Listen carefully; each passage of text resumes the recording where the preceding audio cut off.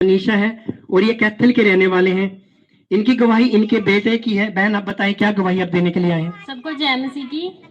मेरी गवाही मेरे बेटे के लिए है। मेरे बेटे का नाम अभी है और ये 5 साल का है और पिछले 1 महीने से ये लगातार इसको बुखार आ रहा था। 1 घंटा भी ऐसा नहीं था कि बिना फीवर के ये था और हम काफ़ी परेशान हो चुके थे। हमने 3-4 डॉक्टर भी बदले और जब एक दिन मैं सुबह उठी तो मेरे आत्मा में अगुवाई हुई कि मैं 3 दिन का फास्टिंग प्रेयर करूं और अपने बेटे के लिए दुआ करूं। तो मैंने उस दिन जब मैंने पहला ही उपवास रखा था तो मैंने अपने बेटे की जो इतनी सारी दवाइयाँ थी 3-4 डॉक्टरों से जो आई थी, कम से कम 9-10 शीशियाँ वो होगी, मैंने सभी को एक पॉलिथीन में डाला और परमेश्वर से दुआ की। परमेश्वर अभी से इसी टाइम से मैं अपने बेटे की लाइफ से इन दवाइयों को आउट करती हूँ प्रभु यीशु के नाम से।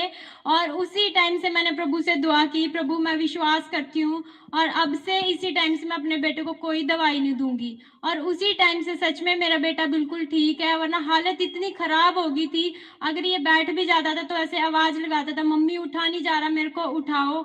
मैं प्रभु का लाखों करोड़ों बार धन्यवाद करती हूँ। परमेश्वर ने मेरे बेटे को चंगाई दी तारीफ है। करेंगे एक बार जोर से, खुदा की महिमा करेंगे। Hallelujah hallelujah. आप उस बहन की गवाही सुन रहे हैं। ये बहन बताते हैं अपनी गवाही में ये लगभग 1-1.5 महीने से इस चर्च से जुड़े हुए हैं। ये बहन 1-1.5 महीने से इस चर्च से जुड़े और देखें फेथ का लेवल कहां पर है।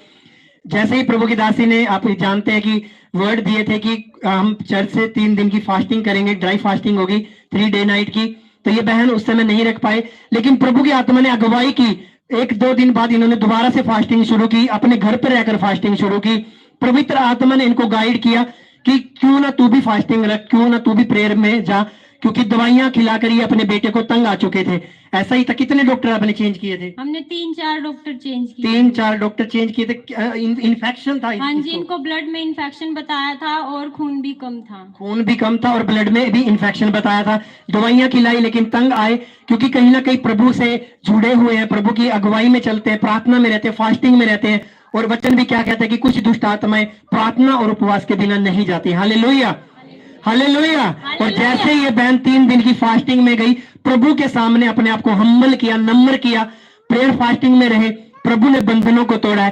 तारीफ करें एक बार जोर से इस हीलिंग के लिए। Hallelujah hallelujah.